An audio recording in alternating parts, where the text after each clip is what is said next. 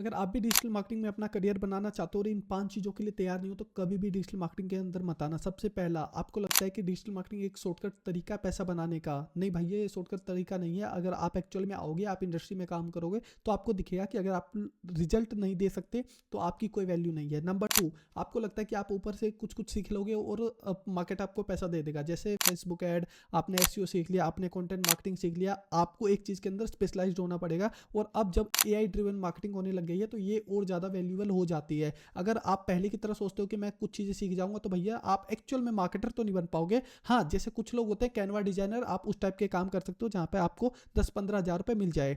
Number 3, कि आपने किसी इन्फ्लुएंसर की बात सुन ली कि डिजिटल मार्केटिंग के अंदर बहुत पैसा है। एक्चुअल में पैसा है, लेकिन वो तब है जब आपको 2-3-4 साल का एक्सपीरियंस होगा और आप एक्चुअल में बिजनेस को समझ पाओगे, क्योंकि अगर आप बिजनेस को नहीं समझोगे तो आप लंबे टाइम तक सर्वाइव नहीं कर पाओगे। नंबर 4, कि आप मार्केट को नहीं समझते, आप सिर्फ डिजिटल मार्केटिंग में इसलिए आना चाहते हैं क्योंकि आपको दिखते हैं कि लोग वायरल हो रहे हैं, लोगों के व्यूज आ रहे हैं।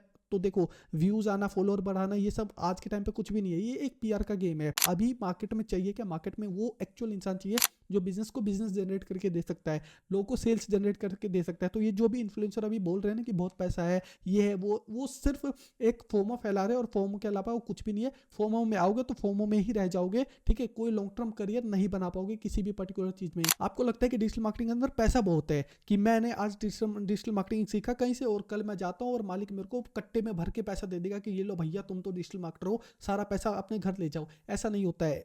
पैसा तब आता है जब आपने एक्चुअल में, माने चलो किसी के लिए 1 लाख रुपए स्पेंड किया और उसको आपने 6 लाख रुपए बना के दिए हैं इन टर्म्स ऑफ सेल्स। उस टाइम पर आपको 10-15-20% तो मिलता है, प्लस जो भी कुछ रिटेनर का आप चार्ज करते हो कि महीने का 20-30-40 हज़ार रुपए, वो इस केस में आप चार्ज करते हो जब आप खुद क्लाइंट के साथ काम करते हो। अगर आप जॉब में जाते हो तो जॉब में आपकी एक फिक्स सैलरी होती है, और उस फिक्स सैलरी में भी आपको खूब रगड़ा जाता है। अगर आपने 6 का रोएस जनरेट करके दिया है, मालिक आपको बोलेगा 8 का रोएस जनरेट करो, 8 का किया तो वो बोलेगा 10 का करो। प्लस हमेशा कुछ ना कुछ अपडेट्स आते रहते हैं, कोई ना कोई एल्गोरिथम चेंज होता रहता है, तो उस केस में आपको अप टू डेट रहना पड़ेगा। आप अप टू डेट नहीं रहोगे तो मार्केट से कब हट जाओगे, कब इनरिलेवेंट बन जाओगे, आपको पता भी नहीं चलेगा। तो अगर आप एक्चुअल में करियर बनाना चाहते हो डिजिटल मार्केटिंग में, तो इन सभी चीज़ों को बिल्कुल ध्यान से देखो, अपनी स्किल्स को, अपने इंटरेस्ट को इवेल्युएट करो, और उसके बाद ही डिजिटल मार्केटिंग में आने का फैसला करना।